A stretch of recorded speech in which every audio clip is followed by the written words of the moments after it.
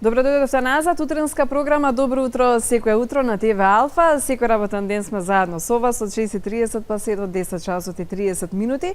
Верувам дека веќе знаете што ни е денешната тема на муабет, освен што одбележуваме еден убав датум, универзален ден или светски ден на детето, како сакате, 12 ноември, но имаме и една горлива тема за муабет или врсничко насилство, поточно кажано булинг. Ви кажав и која ќе ни биде гостинката, ви ќе најави Фана Битолјану од првата детска амбасада во светот, Меѓаши. Добро утро и добро дојдовте. Добро утро, ви благодарам за поканата. Најпрвен би ве запрашала што е булинг, затоа што многумина од гледачите можеби се уште не знаат што точно е. Ние на почеток кажавме звучи како болест и навистина се шири како вирус, би рекла, низ училниците и низ дворовите на училиштата, без разлика дали се основни или средни. Кој тоа треба да поведе сметка за булингот, ке кажеме малце подоцна, дали е тоа од семејството, нели како основна клетка на општеството, а понатаму и наставниците, па психолозите, па и ние, нели како дел од околината на децата. Но најпрвен, што е булинг? Што е насилно однесување? Токму така, постојат дилеми, односно непознавања што впрочем подразбира булинг, односно врсничко насилство. Го користиме и двата термина. Едниот кореспондира е по-прифатлив или го употребуваат повеќе младите, а за другиот е за нас, да кажам, возрастните, кога сакаме да го адресираме тоа прашање. Со текот на работењето во училиштата и генерално со децата стана јасно дека е впрочем потребно да се разговара и да се точно укажува што се подразбира врсничкото насилство. Кратко, тоа би било насилство кое што се случува помеѓу деца од иста или слична возраст, кое што се повторува и кое што впрочем вклучува, да кажам, повеќе елементи. Во секој случај, она што е важно е да се напомене дека не е булинг, не е врсничко насилство индивидуален инцидент, нешто што еднашка се случува. Тоа е насилство, меѓутоа не го третираме како булинг. Во булингот би требало да се обрне внимание на разликите во моќ помеѓу децата кои што се вклучени во процесот на насилство и впрочем да се детектира каде се случува и што се подразбира. Особено заради тоа што сме навикнати да пред се ги препознаваме физичките форми. Јасно е кога деца ќе се степаат, иако и тука и културолошки и генерално како општество знаеме, да кажеме, деца ќе се скараат, ќе се степаат, не е страшно и ние сме се тепали така натаму, меѓутоа и другите форми кои што се потешко препознатливи и за чии што последици се уште не сме толку свесни како и колкави ќе бидат. Има различни облици, всушност, се појавуваат во различни облици. Има и, за жал, тоа можеби е најраспространето во овој момент, преку сајбер булингот, психичкото малтретирање или психичкото насилство. Сајбербулингот доаѓа со изложеноста на децата на технологиите, достапноста на технологиите. Она што е можеби најпроблематично е што жртвата е достапна 24 сата. У било кое време може да биде изложена, да прими агресивна порака, исмевање, навреди или било која форма на сајбербулингот. Понатаму неконтролираните употреби на технологија, снимање и дистрибуирање на содржини кои што повредуваат некого или кои што впрочем поттикнуваат на насилство. Тоа се впрочем врсничкото насилство се претпоставува дека ќе завзема форми на кои што се адекватни на модерното живење. Она што впрочем начините на кои што живеат децата укажуваат дека ќе ги користат доколку немаат поддршка и помош од возрастните на неадекватни начини.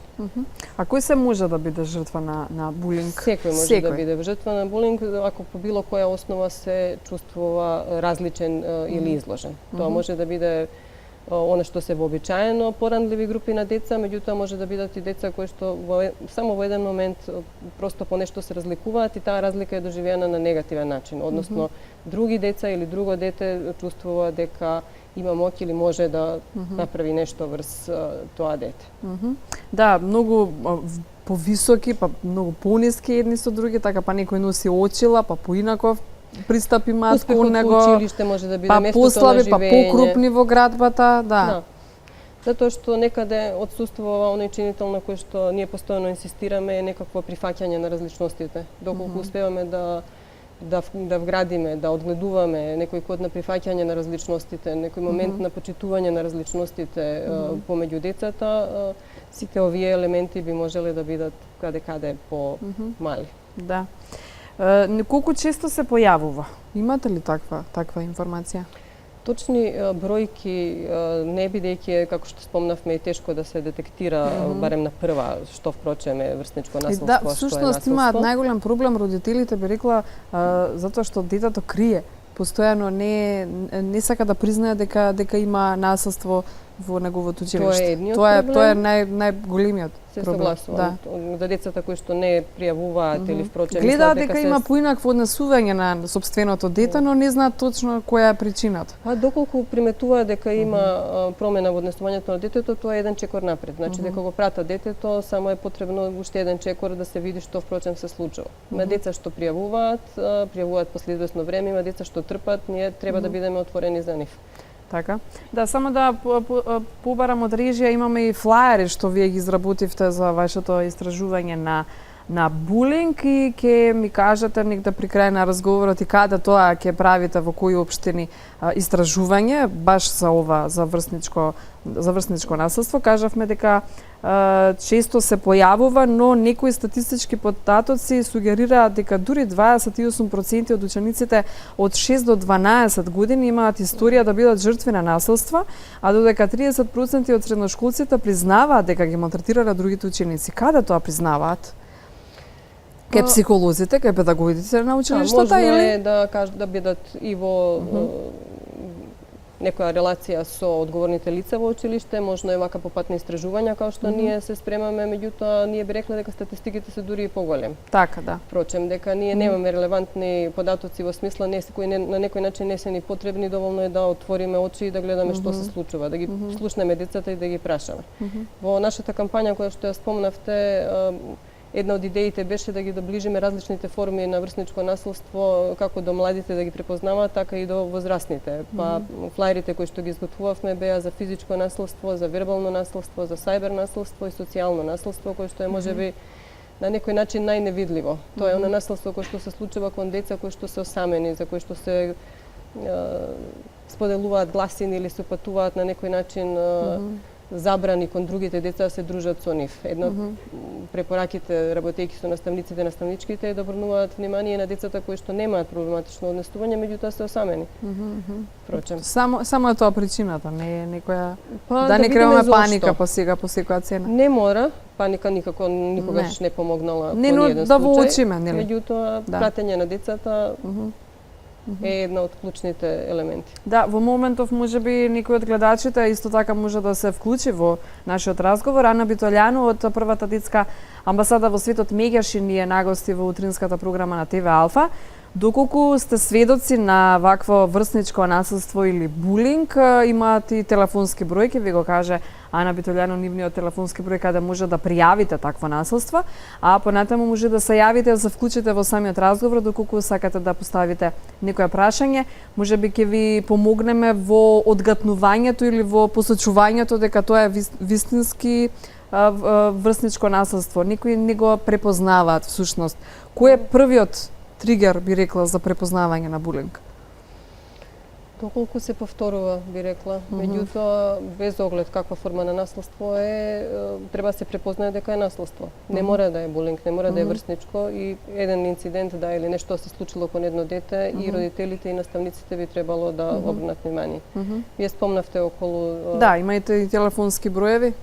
Може да пријават кај нас или на социјални мрежи или на 02-465-316, меѓутоа практично денеска во ерата на електронската комуникација сите информации може да се најдат нели на интернет. Така. Практично спомнавте еден момент што не сакам да го пропуштам, тоа е околу децата што не пријавуваат и родителите кои што гледаат. Втор момент за работење со родителите е со родителите на децата кои што покажуваат агресивно однесување. И тука негде доаѓа како би требало, што би можело да се направи. Доколку се едниве уплашени дека детето им е жртва, другиве се уплашени и по пат на игнорира дека нивното дете се однесува на некој начини кои што не се посакувани или се агресивни. И тука е моментот, особено доколку се случува во училиште, каде би требало да се направи еден обид за заедничка соработка за решение на конкретниот проблеми, за посочување зошто нештата Всушност, имавте таква кампања со собственијето лице в лице, меѓаш и Прва детска амбасада во светот и Сдружение на граѓани кои се директни сведоци на вакво врсничко наследство. Оваа година некако немате таква кампања. Целта е исполнивте? Не. Во смисла, тоа не е проблем што се решава со кампања. Така. Кампањата ни помага да можеме во тек на цела година да повикуваме Да подигнеме свеста и да прво се запознаете со самиот израз. И да биде доволно видливо, за да сите можни заинтересирани и сите оние кои што може да направат нешто се вклучат. И токму за тоа ја посветивме минатата година на борба против врсничко наследство и постојано инсистираме дека е тоа проблем на кој што континуирано ќе се работи. Тој нема крај. Реагирај. Една форма ќе се реши, нешто друго ќе се појави, важно е да се пратат младите. Така. Друга работа во ова општество е тешко да се работи на намалување на наследство кога севкупниот живот е презаситен со наследство. Ние на децата му кажуваме дека треба да прават секако што не е во општеството. Така е. Имаме и линковско поврзување со колешката Александра Бела, кога веќе кажавте вклучување, сакаме да вклучиме и уште една соговорничка, директорката на Основно училиште Гоца Делчев, да ги каже директно примерите токму од таму, од основното образование, дали таму препознаваат насилничко или врсничко наследство или булинг. Александра Бела, дали се слушаме? Да. Добро утро, повторно уште еднаш од мене. Така е, како што најави Ана, ние се наоѓаме од директно од основното училиште Гоца Делчев во центарот на Скопје. Денешната тема е Светскиот ден на детето. Јас ќе потсетам дека и вчерашниот ден се одбележуваше Светскиот ден за борбата, односно превенцијата за борбата против насилството врз децата, а токму оваа година Светскиот ден на детето става акцент на темата за врсничкото насилство, односно за булингот, па така последните статистики се алармантни, односно говорат дека во земјава секое четврто дете е жртва на булинг, односно семејно насилство. Алармантно е тоа што булингот е всушност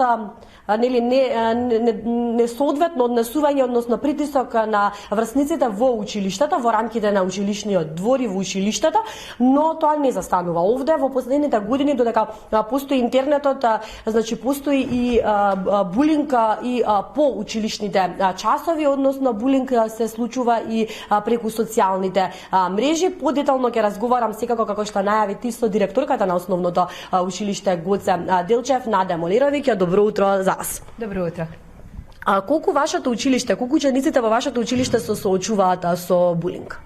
Знаете, булингот е еден светски тренд, вела дека тој од секогаш постоел низ историјата, меѓутоа во различни форми.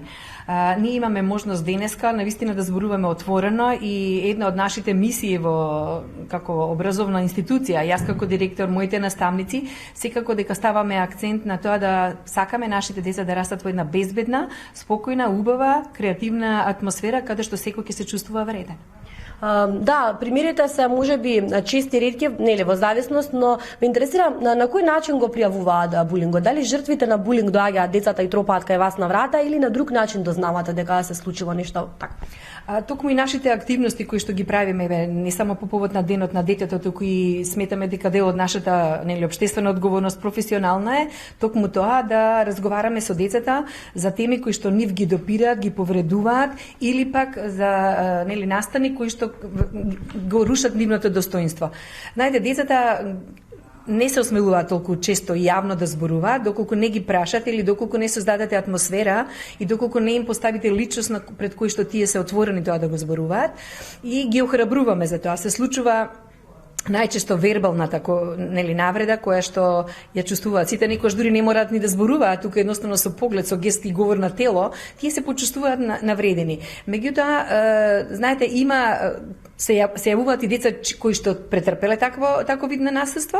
Нашата задача е веднаш да реагираме. Ние што правиме, освен што разговараме секако. Така, превенцијата е важна, но кои се мерки ги превземате за да се реши овој коренит проблем и воедно на кој начин советувате сите ние заедно да го решиме овој проблем?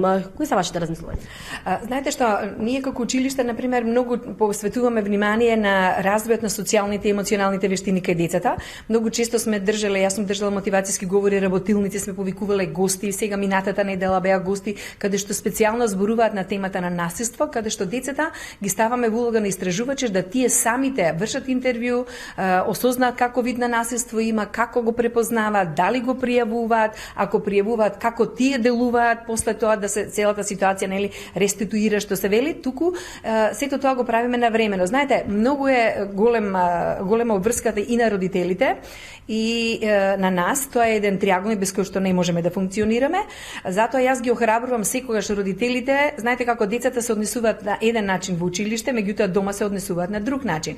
Дури некогаш родителите не можат да прифатат или да го признаат тоа дека нивното дете некому му создало некаков си проблем и тука се соочуваме ние со проблемот на родител да му кажеме дека треба без разлика, ние не го кривуваме неговото дете или не го етикетираме детето, туку реакцијата, несоодветната реакција по однос на одредени нешта. Значи бараме соработка од родителите, ја имаме, меѓутоа не секогаш сме имале во, да кажеме, онака како што ние очекуваме, меѓутоа нашата работа е секогаш да ги повикаме, да разговараме, да им воочиме и кога гледа дека ние навистина имаме добра намера и нашите намери се навистина во интерес на детето, секако наоѓаме соработка. Кога сме кај родителите, како тие реагираат на ова? Еве, има ли примери на да речеме на родители кои што не го прифаќаат овој проблем? Сваќаат ли дека постои овој проблем? Знаете, јас секогаш мислам, ние секогаш кога почнуваме со учебната година им ги кажуваме правилата на однесување и на наставниците, меѓутоа наставниците кон родителите. Првата работа за која што зборуваме е дека комуникација мора да има меѓу родител и наставник каде што детето учи во оделението. Затоа што не може проблемот да му го реши директорот, ниту педагогот може, ние ќе посредуваме во решавањето и надминување на било каква состојба, меѓутоа првичниот чекор кој што треба да се направи, да се смогнат сили да наставникот и родителот ја воспостават комуникацијата.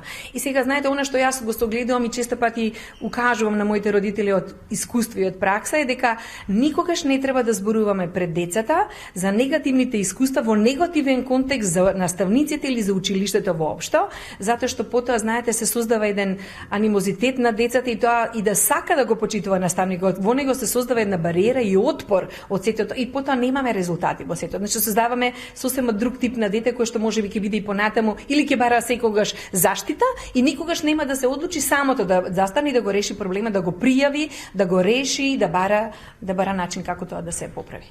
А колку за овој проблем има конекција со останатите училишта? Има ли соработка? Правите ли некакви активности? Знаете, ученичките парламенти сега поново или ученичките заедници, ние минатата година имавме една поширока акција.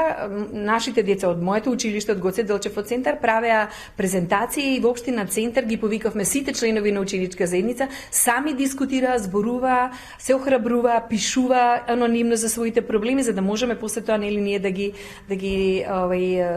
надминеме. Јас сум многу среќна што навистина имам прекрасни деца кои што се секогаш подготвени да помогнат, да работат и да се откријат себе, докаде тие можат и што се тие можат да направат најдобро и за себе, меѓутоа и за другачињето околу себе.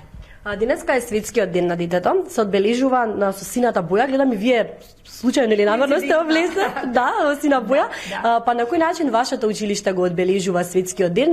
Имаме можност оваа година децата во целата држава пишуваа на темата иднината на детството.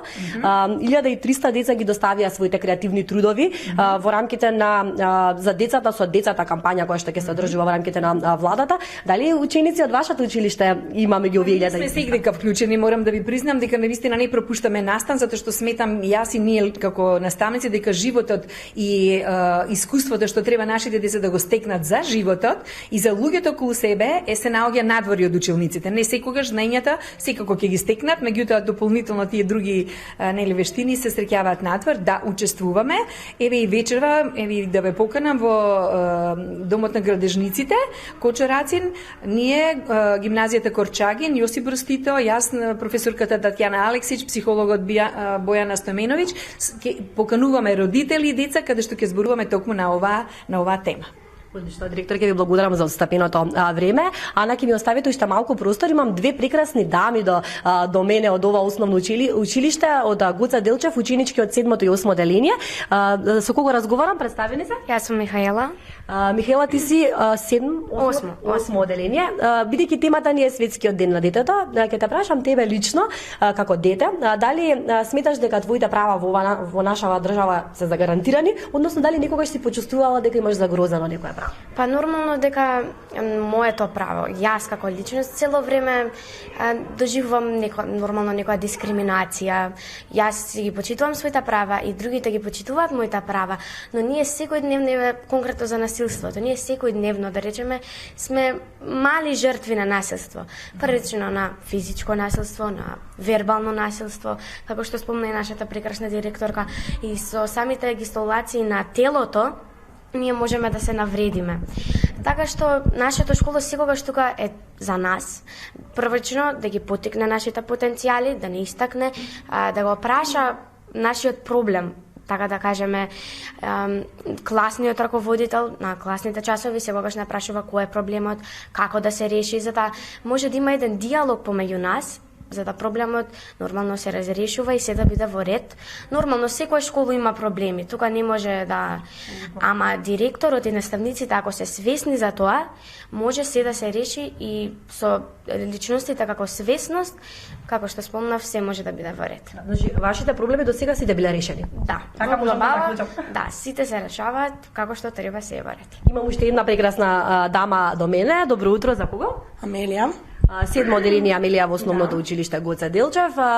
Истото прашање и за тебе. Дали се соочуваш со некаков проблем, односно дали си се почувствувала дека твоето право како дете е загрозено? Па можам да кажам дека сите некогаш сме биле како жртви на тој булинг. Дали со тоа некоја мала навреда, не мора да биде нешто намерно, ненамерно може да ти се испушти. И можам да кажам дека сите сме го почувствувале тоа.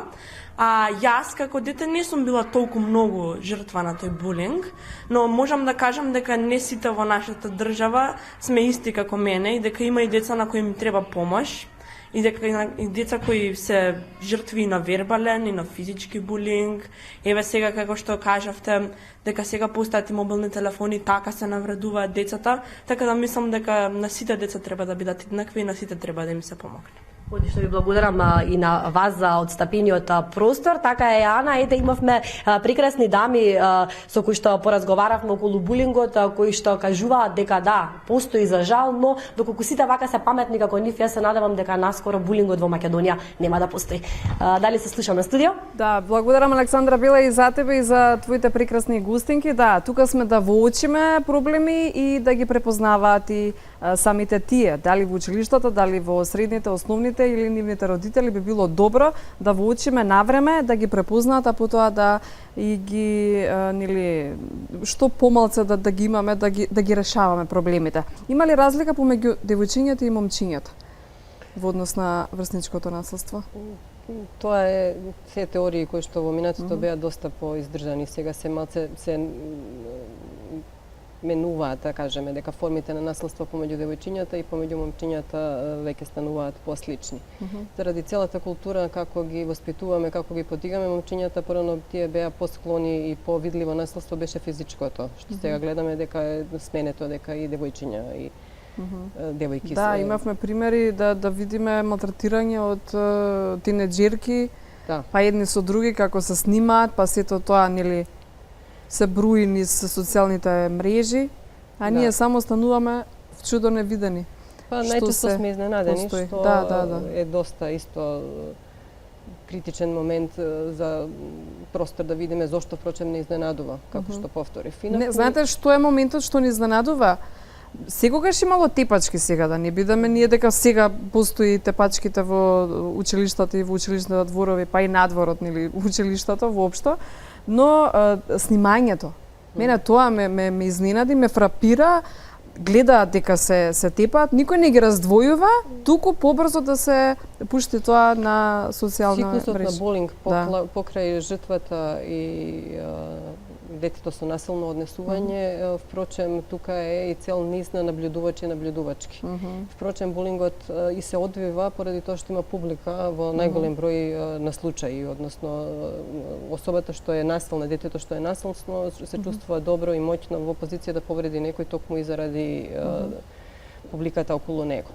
Едно од истражувањата исто така укажуваат дека булингот престанува доколку се охрабрат децата што се наблюдувачи да превземат нешто, да се обратат на одговорна особа во училиште или да кажат на било кој начин дека не се согласуваат и не учествуваат. Децата кои што снимаат се впрочем поддржувачи на насилното однесување и на насилникот и го пренесуваат, го трансферираат насилството понатаму. Меѓутоа имаме и голем број на деца на кои што им е страф да реагираат, дали ќе бидат они следните жртви или дали воопшто треба да се мешаат. И тука негде е до нас возрастните да ги поттикнеме ако може да искочат од таа позиција, да внимаваат на себе, меѓутоа исто така да укажат дека се случува насилство, дека не сакаат ни на ниво на обичен гледач, наблюдувач да учествуваат во него. Да, но има и случаи кога самите деца кои претрпеле насилство, па потоа тие по некое време и почнали да вршат самите насилство. Тоа е круг на насилство, доколку не се искочи од него. Тоа е спирала на насилство од кој што треба да се искочи на начин да се препознае што се случува, да се даде признание на се она што жртвата го преживеала и тогаш истовремено да се отвори и разговор дека може да преиде од позиција на жртва, од позиција на насилник, од позиција на жртва, од позиција на наблюдувач негде. Во секој случај важно е впрочем не само да се измазнат, да престане тоа во моментот, важно е она што се случило помеѓу децата да биде издискутирано, да се замине со чувство и да се искочи од таа позиција дека е разрешен проблемот кој што бил и дека е впрочем осознаено од страна на насилникот зошто тоа не треба да биде правено. Да, се извинуваме, можеби гледачот ни се исклучи што сакаше да постави прашање, ако има повторно нели гледач ќе сигнализираме секако. Здружување на родителите. Колку се тие потребни? Знам дека има едно здружение на родители, но тие не секогаш сакаат нели во јавност да ги кажат проблемите со кои се соочиле, а тие би ни биле најпотребни во овој момент, нели, кога си директно соочен со ваква немил настан, секако и за самиот родител и за сопственото дете, кој сака сопственото дете му биде малтретирано, а посебно па кога ќе се воочи сето тоа. Првите нели знаци ги кажавте и вие на претрпено насилство, нели пониска самодоверба, никако повлечено е детето, така па некои да кажеме примери ако не сака да оди во школа е депресија типичен... веќе Да, тоа се по силни, по-драстични, да кажеме. Меѓутоа, било каква промена, впрочем, родителите би требало да бидат упатени во животите на своите деца. Не во смисла да држат контрола, меѓутоа да знаат што се случува. Како што спомна и директорката, нужно е да се вклучат сите во решавање на овој проблем. Реално гледано, денеска родителите се отсутни од училиштето. Доаѓаат само кога има проблем или кога за нешто треба, ако баш мора да се дојде на дури не родителски не се Тоа е веројатно и најклучниот проблем. Родителите ги нема за собствените деца, па затоа и плюс како додадовме како до детство без насилство и уште еднаш ги прашавме граѓаните дали денеска го гушнавте вашето дете. Драго ни е, тоа е кампања која што би требало да биде тоа постојано актуелна. Да. Па постојано ги вртиме тие наслови и интересни размислувања имаше од нашите гледачи. Колку мислите дека родителите треба со здружени сили да ги кажуваат пред се проблемите со кои се соочиле самите, а понатаму да има и работилници, па како и сега не би ми било и мене нели непријатно е да сведочиш на сопственото дете дека било жртва на булинг, но како што полека нели свеста се подига, мислам дека подобро да се каже, да се спречи отколку да се преќути и да се продолжи со врсничкото насилство. Со приќутување не решаваме ништо. Да. Насилството е составен дел од раснењето, начините на кои што децата ќе се социализираат е повторно до нас. Како ќе биде третирано дома, како ќе биде односот кон насилството во училиштата. Доколку успееме училиштата да промовираат ниска толеранција, односно нетолеранција на насилство, дури и да се доаѓа од дома со поинакви вредности, тие може да бидат коригирани во самите училишта. особено додека се децата помали. Родителите просто не стигаат, се здружуваат кога имаат проблем и веројатно исто така превентивно би можеле да бидат поттикнати да земат поголемо учество во самите животи на децата во училиштата, не само на ниво на донесување одлуки за екскурзии, на што вообичаено се родителски совети и така натаму, него впрочем да се присутни во самите училишта. Не само во училиштата, туку и во самото воспитување на сопственото Тоа дете. секако. Колку почесто разговараат, колку му посветуваат внимание, колку се презафатени со нивните работни уврски, отколку да се посветат на Тоа своето дете. секако, затоа и беа слоганите, дали денес Така е. разговаравте со вашето дете, дали денес го гушнавте вашето Така е. дете, да не поминуваат денови, да впрочем немаме идеја каде ни се децата Дека и го што сакате, се му случува. кажавте ли на детето денеска дека Да, го сакате? Да. Да. Во секој случај добро е да се родителите активни без оглед. Дали се по пат на здружение, дали индивидуално, дали на ниво на училиште, тоа е исто така показател дека сакаат и дека се спремни да превземат одговорност и да вложат Така. енергија во решавање на овие проблеми. Оваа тема нема крај. Нема. Да, нема крај. Повторно ќе ве очекуваме со, нели, споменавте истражување во однос на оваа тема со 5 градови, освен Скопје. Правиме анализа на училиштата во кои што работиме, затоа што таму има наставен кадар кој што работи на мировни активности, кој што се обидува да креира дополнително да ја подобри училишната клима. Едно од можните решенија е да според овие истражувања се откријат формите на булинг кои што се најзастапени во конкретно училиште во одреден миг и на тој начин да се поставуваат активности кои што би превенирале или би санирале во зависност од тоа што се случува. Секоја школа е микросредина, има своји особености и во однос на нив ги поттикнуваме наставниците да ги креираат своите планови на активности. Така, ќе ве очекуваме повторно со резултатите од тоа истражување на тема врсничко насилство. Ви благодарам за вашето денешно гостување, на вистина корисни информации за сите нас.